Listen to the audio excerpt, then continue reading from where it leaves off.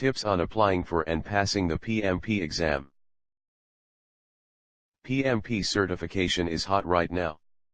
The number of project managers getting certified is growing every year, as more companies than ever are requesting their project managers to become certified. With the current economic environment, certification helps project managers differentiate themselves from their co-workers or other job applicants. Having a certification also lends credibility to the project manager, ensuring the client or organization that the fundamentals of successful project management are understood. As organizations become more sophisticated in their application of project management principles, more consistent and successful processes are desired. To implement these processes, organizations are relying more heavily on certification for their project managers, as well as creating project management offices, where individuals are often required to become certified. This presentation is going to discuss the following: the application process to apply to take the PMP exam, tips to make the application process less arduous, the makeup of the exam questions, tips for successfully passing the exam, requirements to maintain certification. While the requirements necessary to be eligible to take the PMP exam are listed on PMI's website, they are also covered here to provide all the pertinent information condensed and in one place. Even if you intend to submit your application online, which is the preferred method, I suggest using the paper form to compile and organize the information beforehand. Once it is compiled, actual entry of the information goes very quickly. Applicants with a bachelor's degree or global equivalent must meet the following requirements. A master's degree or higher does not decrease the following requirements. Minimum 4,500 hours PM experience. Minimum 36 months PM experience within the prior 72 months. Minimum 35 contact hours of PM instruction. Applicants who do not have a bachelor's degree, but instead have a high school diploma, associate's degree, or global equivalent, must meet the following requirements. Notice the only real change is to increase the PM experience needed and, of course, the time allowed to get that experience. Minimum 7,500 hours PM experience. Minimum 60 months PM experience within the prior 96 months. Minimum 35 contact hours of PM instruction. Contact hours can be obtained through a university or college, by a course offered by a PMI recognized registered education provider, REP, such as Global Knowledge, by employee-sponsored classes, or by a training company or consultant. Some potential applicants misunderstand the requirement for PM experience. This includes not only experience as a project or program manager, but also experience working on projects from other vantage points, such as in the role of a team member, subject matter expert, SME, sponsor, etc. Documenting your personal PM experience will be the most difficult part of the application process. PMI requires the following information for each project: project name, date range, your role on the project, your job title, organization name and address, contact information of a reference who can verify work experience, total hours spent on the project. PM experience hours include the following: 1. Initiating, like conduct project selection methods and identify key stakeholders. 2. Planning, like define roles and responsibilities and create work breakdown structure. 3. Executing, like manage resource allocation and execute tasks. 4. Monitoring, and controlling, like measure project performance and verify and manage changes. 5. Closing, like obtain formal project acceptance and perform lessons learned. 6. Summarization, of project tasks led and deliverables managed by process group. To expedite the calculation of the detailed breakout of hours by category, use an Excel spreadsheet. If you do not have a current and complete list of the projects you have worked on over the prior 5 years or so, start with your resume and list all the projects you have worked on along with their date ranges. Make sure your estimate of hours truly indicate the hours spent on the project, not just at work. For example, If you are lucky enough to only work 40 hours per week, it is not realistic to assume all 40 hours were spent on the current project, as some time will be spent on administrative tasks, other meetings, your real job, personal issues, etc. Then, estimate the percent of time spent in each process group: initiating, planning, executing, controlling, closing, tweaking the percentages until they add up to 100%. Let Excel then calculate the number of hours per process group. The format of the test is multiple choice, with 4 answer choices per question. The questions come from the following process groups plus professional responsibility. Project initiation 23, 11.6%. Project planning 45, 22.7%. Project execution 55, 27.5%. Project monitoring 42, 21%.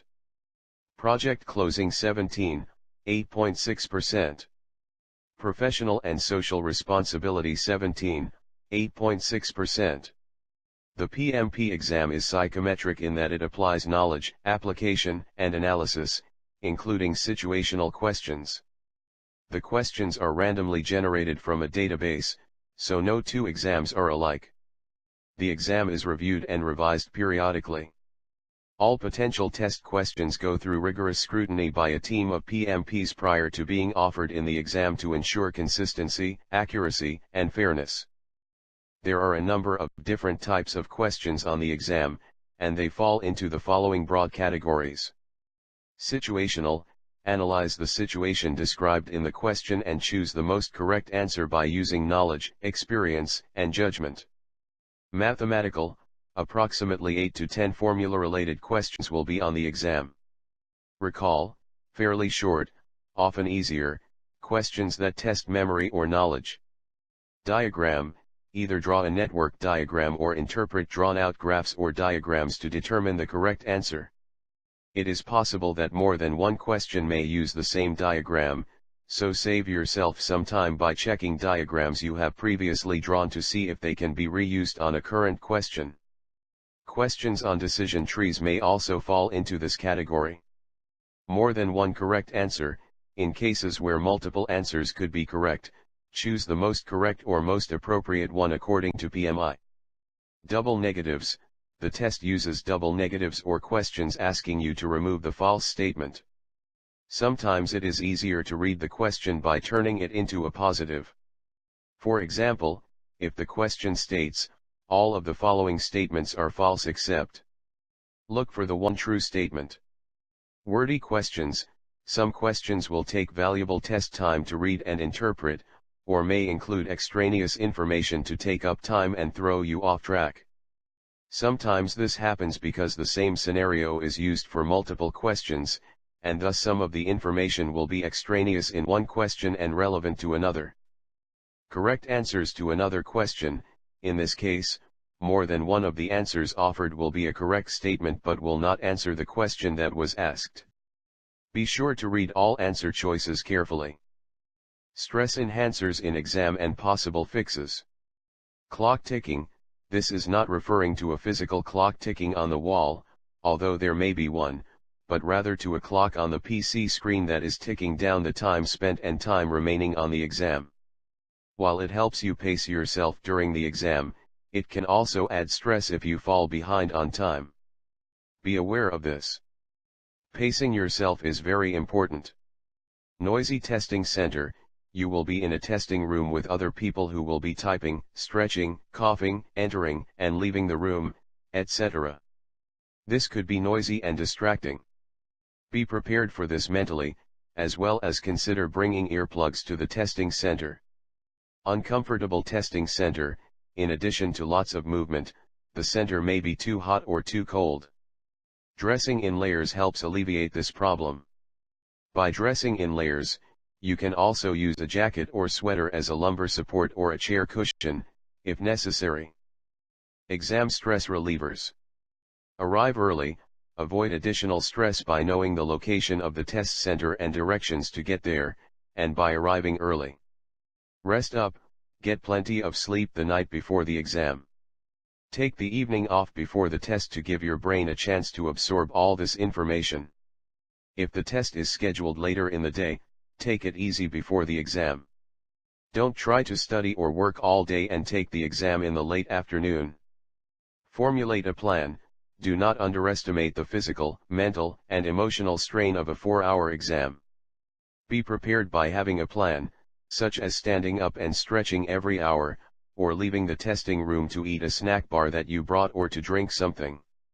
Also, while taking the test, have a plan as to how you will mark and track questions for future review. Get ready for a brain dump.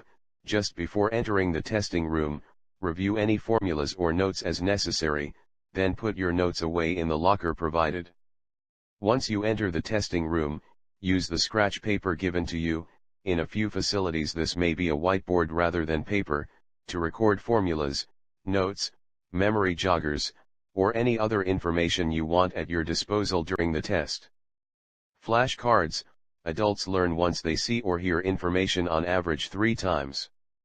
To get this repetition, utilize several different study techniques.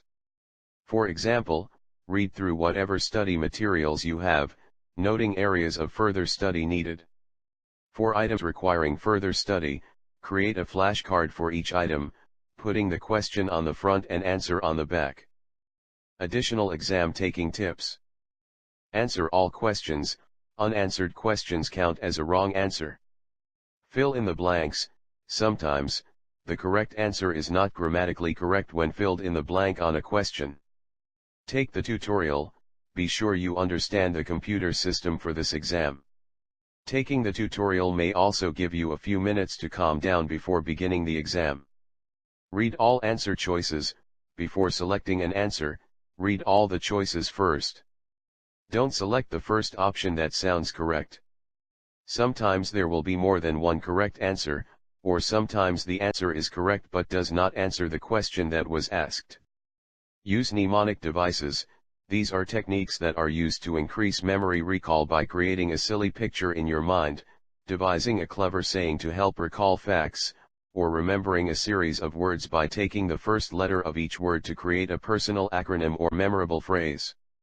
The sillier the picture or phrase, the easier the item will be to remember. After passing the exam, PMPs must demonstrate commitment to the profession by accumulating 60 professional development units, PDUs, over a 3-year period beginning with the first full calendar year after passing the exam. Examples of a PDU are 1 hour of contact time in a project management class offered by a registered education provider, REP, or attending local PMI chapter meetings. This presentation discussed the application requirements, the exam, and post-certification requirements for the PMP certification issued by PMI. Tips and techniques were offered to help provide a more efficient application process as well as to pass the actual exam. Good luck.